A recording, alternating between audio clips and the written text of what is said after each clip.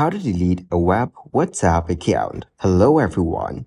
In this video, I will show you how to delete a web WhatsApp account. First, open up your WhatsApp on your phone. Next, tap on the settings icon at the bottom right corner of your page. Now this will open up your WhatsApp settings. Now, tap on the linked device option here. This will display all your active sessions on WhatsApp web, along with the last time they were active. If you want to log out of a session, just tap on it. Then, tap on Log Out. After that, tap on Log Out again in the pop-up.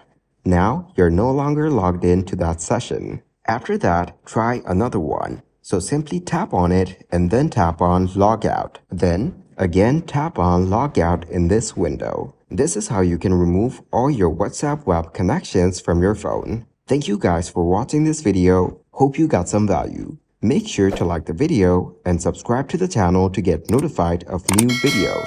See you in the next one.